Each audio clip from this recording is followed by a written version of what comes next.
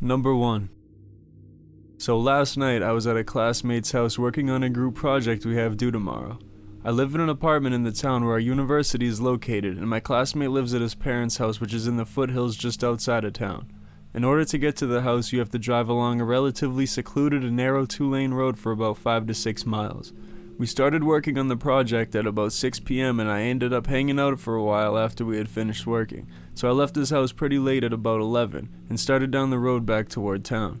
I didn't realize how tough it would be to navigate the road at night. There were no street lights and the road was unkept and riddled with potholes. On top of this, I had no cell service, so I had to drive very slowly to make sure I didn't blow out one of my tires since I had used my spare a couple of weeks back.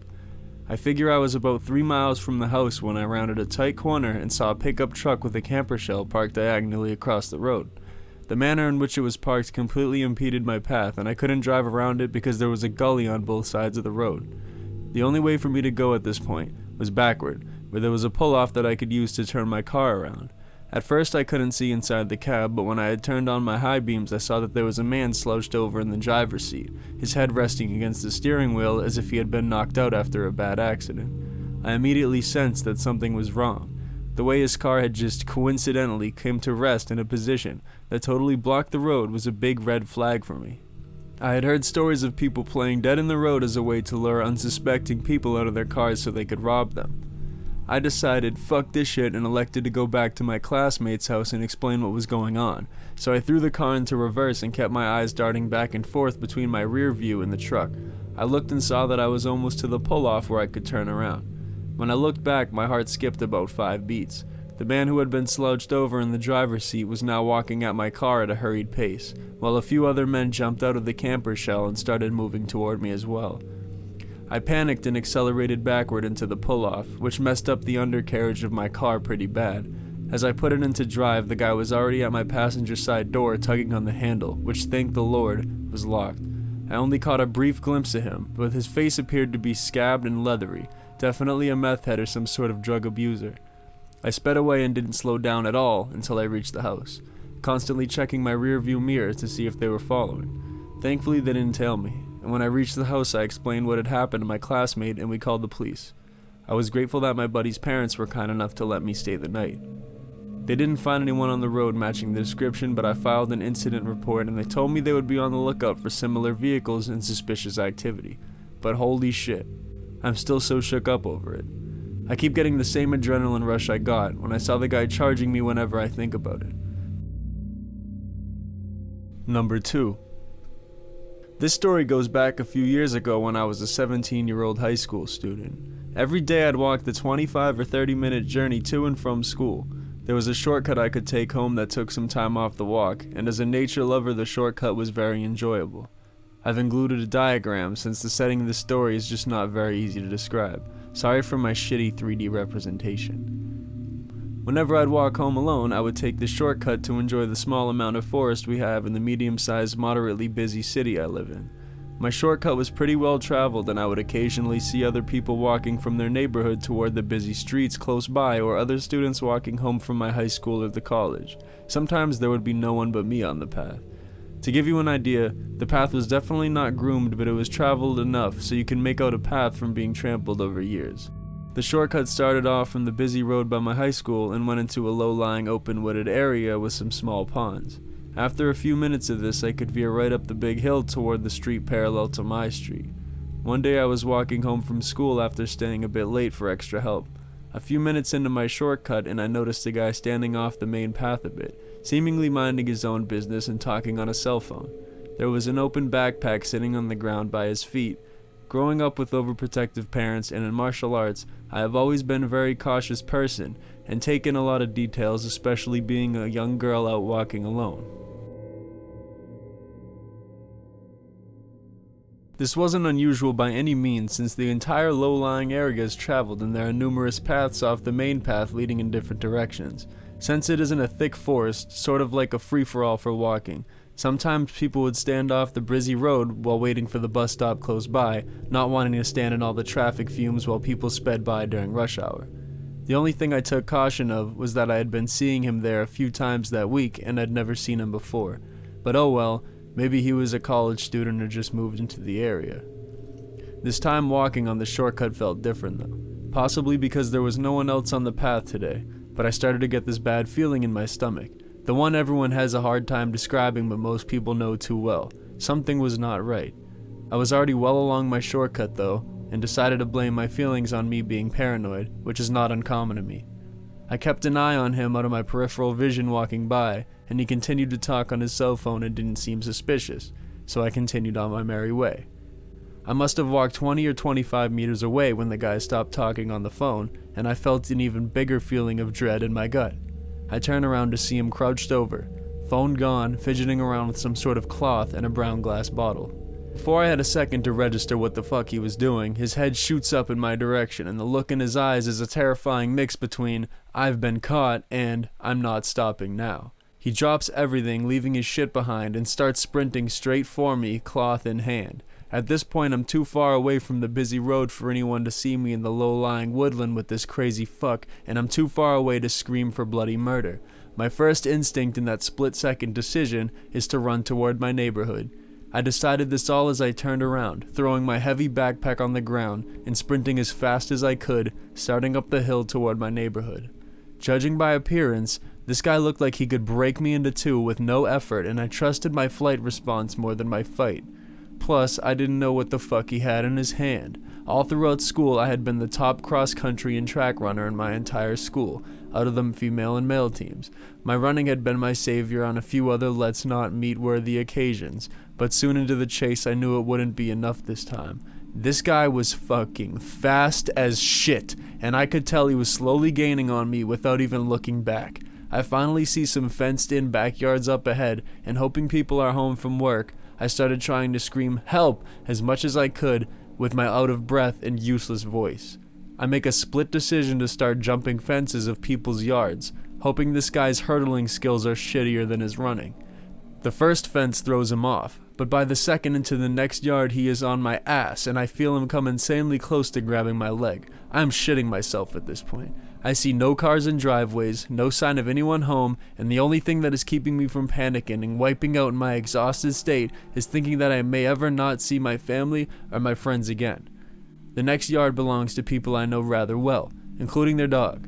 Necessary background interruption. This house was close to my street on the street parallel to mine, and I have come to know their dog rather well since they recently moved in.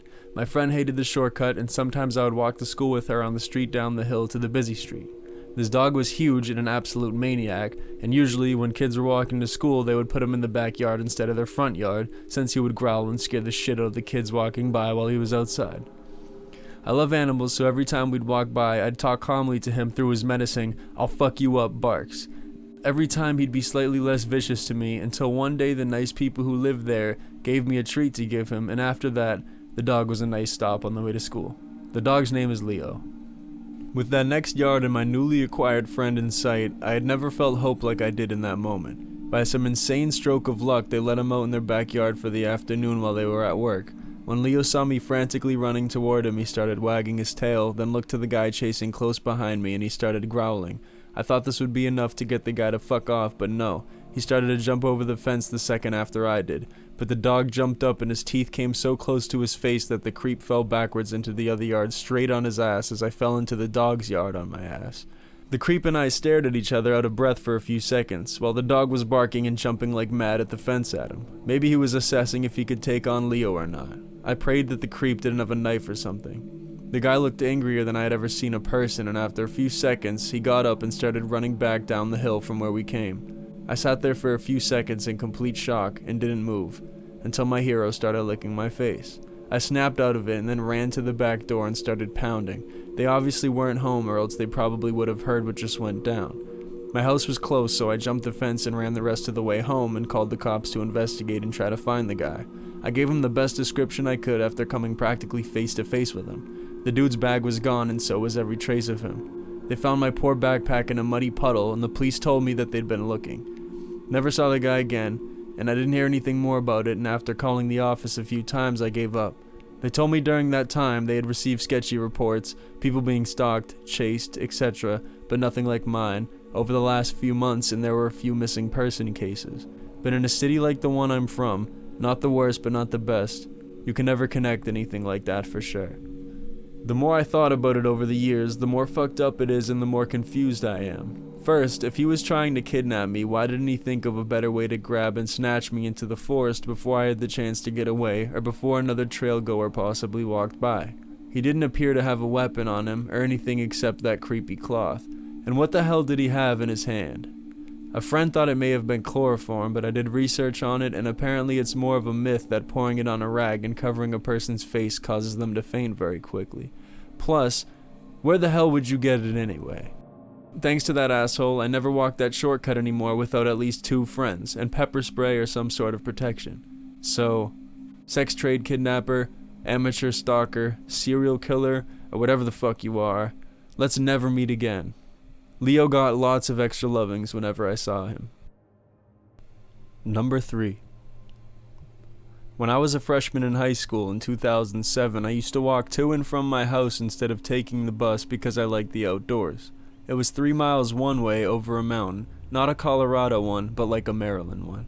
I would occasionally get offered rides by strangers, mostly youngish men around the mid-20s, and they would go away when I declined. This made me feel safe walking to and from school. I should quickly mention this is on a main road, but there are hardly any houses and it's wooden on both sides all the way to town where my school was. One day it was a bright warm afternoon and I was on my walk home up the mountain. I was halfway up when my mom's friend pulled over in front of me and told me to get in. At first I questioned her because I didn't understand when I was so close to home. She said turn around. There was a middle-aged man following me up the mountain with something long in his hand. Maybe a walking stick? She was worried because she was driving by and saw him following me when I passed his house. We were still chatting when she screamed, "Get in now!" I jumped in and turned around. While she was gunning it up and over the mountain, I saw the man had apparently started sprinting up to me while we were chatting.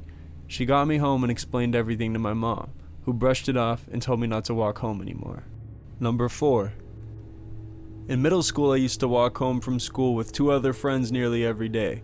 Our walk would take us along one of the more congested roads through most of our 2-mile walk, but towards the end, as we got near our neighborhood, we would cut through an industrial area that led to a small trek of woods near a canal and a dirt road that led up toward the back entrance area of our neighborhood. One day I had to make this walk on my own, which was no big deal. As I got toward the area where you would leave the main street walkway and cut through the industrial area, I noticed a guy just hanging out around the cutoff area. I never seen him before, and since my hood was really small, I knew he wasn't from anywhere I lived. I sort of adjusted my direction that would lead me a little further away from him, but still in the general direction of my normal shortcut. As I adjusted my walking direction, I noticed that the guy had begun to follow along behind me, maybe 100 feet or so. Just before going down the dirt road, there is one building where we'd usually duck inside to get water from their fountains. I went inside quickly so I could get a drink, but also to try to figure out what the hell this guy was going. As I left the building and walked around to the back of it, where the dirt road started, I noticed he was about halfway down the dirt road just standing there. He was acting like he was looking out over the canal area and just standing there. If I was going to get home, I was going to have to walk down the dirt road and pass him. I slowly made my way down the slight embankment and had all kinds of wild thoughts running through my head. Can I outrun him? Should I grab a rock? What should I do if he attempts to grab me? I made it maybe 20 steps toward him when I heard a car horn behind me honking. I spun around and there was my dad waving at me. I turned around and jogged up to his car.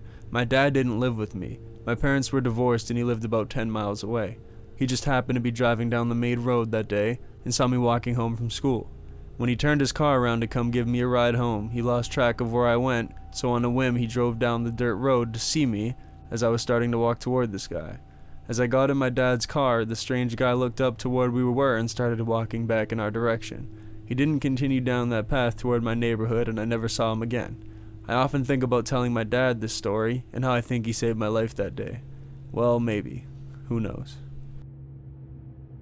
I hope you guys enjoyed the video. If you did, consider subscribing to my channel and maybe giving the video a like. If you didn't enjoy the video, comment down below what you did not like about it and give it a dislike. Thank you so much for watching, and yeah, future uploads soon. Thank y'all for real. Stay safe, everybody, and have a good day or night. Peace.